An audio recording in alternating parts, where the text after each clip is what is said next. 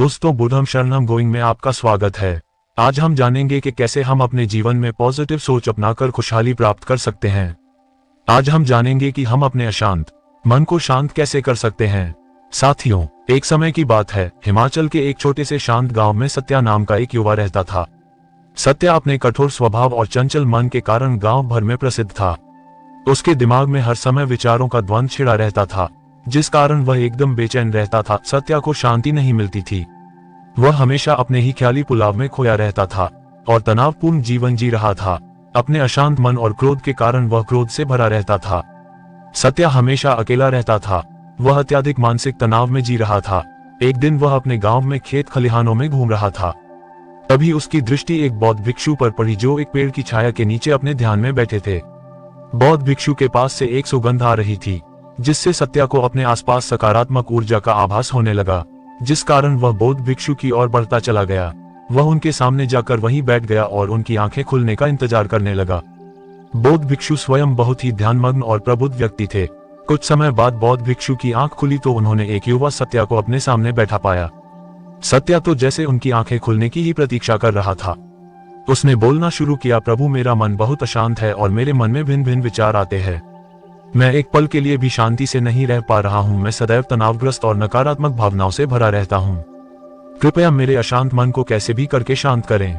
बौद्ध भिक्षु ने उदारता से सत्या की ओर देखा और कहा कि मैं तुम्हें कुछ ज्ञान की बातें बताता हूं। इनमें मानसिक शांति और खुशी के रहस्य छिपे हैं। सत्या ने कहा, तो फिर आप जल्दी से शुरू करें। उसके अंदर जिज्ञासा चरम पर थी। वह बहुत लालायित हो रहा था। भिक्षु ने कहा, तुम बहुत महत्वाकांक्षी इंसान हो और तुम्हें हर काम में लोगों से मदद लेनी पड़ती है। उन्होंने कहा, तुम्हें असफलता और बुराई अच्छी नहीं लगती, जिससे तुम बहुत गहरी चिंता और मानसिक तनाव में चले जाते हो। तुम्हारा मन अशांत रहता है, इसलिए अपने अशांत मन को शांत करने की कला सीखनी होगी। बौद्ध भिक्षुक ने कहा कि कभी तुमने सोचा है कि तुम्हारे हाथ में पानी का एक गिलास है। तुम जितनी देर तक गिलास पकड़कर रखोगे, यह उतना ही भारी होता जाएगा और लंबे समय तक पकड़े रहोगे तो तुम्हारे हाथ में दर्द होने लगेगा। परंतु अगर तुम अपनी पकड़ को ढीला कर देते हो और ढीला छोड़ दो तो तुम्हारा बोझ खत्म या कम हो जाएगा। वह अब तक इतना समझ गया था कि अपने विचारों और इच्छाओं के कारण उसका बोझ बढ़ जाता है और अंदर ही अंदर अशांति पैदा कर देता है। बौद्ध भिक्षु ने फिर बोलना शुरू किया और बोले कि अपने मन के विचारों को त्यागने का अभ्यास आरंभ करो। तुम्हारे मन में सवालों का जो बवंडर चलता है, जब तुम्हारा दिमाग तुम्हारी बात ही नहीं सुनेगा तो वह बवंडर थम जाएगा। ऐसे में तुम्हें अपनी सांसों की ताकत पर विश्वास करना होगा, सांसों का साधना होगा, अपने व्यर्थ के विचारों और भावनाओं का त्याग करना होगा, अपने अंदर चिंता और इच्छाओं का त्याग करना होगा। बेचैन मन को शांत करना एक ऐसा अभ्यास है जिसमें बहुत प्रयास और दृढ़ इच्छा शक्ति की आवश्यकता होती है।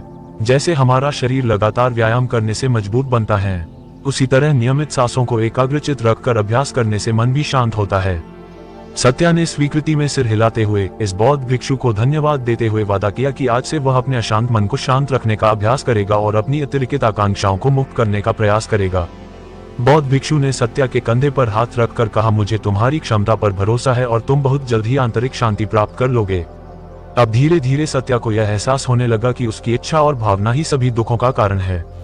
उसे अपना ध्यान वर्तमान क्षण पर केंद्रित करना होगा। सत्या को जो चाहिए था वो था ज्ञान, जो भिक्षु ने उसे उसके जीवन में दिया था। सत्या ने बौद्ध भिक्षु को प्रणाम किया और गांव वापस आ गया। अब वो आत्म जागरूक हो रहा था। उसे याद आया कि उसकी सांसें हमेशा उसके साथ थी, जो उसे वर्तमान क्षण की याद दिलाती थी, आराम और शांति लाती थी। लेकिन साथियों, याद रखें कि यह सब आसान नहीं होता, लेकिन अगर आप दृढ़ इच्छा शक्ति और खुले दिल से प्रयास करेंगे तो आप निश्चित रूप से वह शांति पा लेंगे जो आपके अंदर है। अब सत्या ध्यान में गहरे से जाने लगा। उसने आभास किया कि वर्तमान में जीना ही आंतरिक शांति का एकमात्र स्रोत है। उसने अपने भीतर उठने वाले विचारों का निरीक्षण करना आरंभ किया, अपने अंदर चिंता और इच्छाओं की एक निरंतर धारा को महसूस किया और उन्हें छोड़ने का प्रयास किया। सत्या का मन अब एक शांत झील की तरह हो गया था, जो बाहर की दुनिया को अपने अंदर प्रतिबिंबित करने लगी थी। अपने जीवन में सादगी और संतोष को महत्व देना शुरू किया और भौतिक सुखों के प्रति अपना लगाव छोड़ दिया। जैसे ही सत्या में ऐसे बदलाव की खबर लोगों के बीच फैली, दूर दूर से लोग मार्गदर्शन लेने आने लगे। सत्या लोगों को विचारों से मुक्त करने की कला सिखाना और उन्हें अपने भीतर शांति खोजने के लिए मार्गदर्शन करता। अब सत्या गांव के लोगों के बीच शांति और ज्ञान का प्रतीक बन गया। समय के साथ अभ्यास करते हुए सत्या को अपने अंदर शांति का अनुभव हुआ। जैसे जैसे समय बीतता गया, सत्या को ज्ञान और शांति का स्रोत कहा जाने लगा। ग्रामीण अपने अशांत मन को शांत करने के लिए सत्या के पास आने लगे। सत्या का शांत प्रभाव उसके गांव की सीमाओं से परे तक फैला रहा था। आसपास के गांवों और शहरों से लोग सत्या के परिवर्तन की कहानी सुनते थे और सलाह लेने आने लगे। सत्या द्वारा संचालित अभ्यास के माध्यम से विचारों को त्यागने और वर्तमान में जीने की कला दूर दूर तक फैल गई।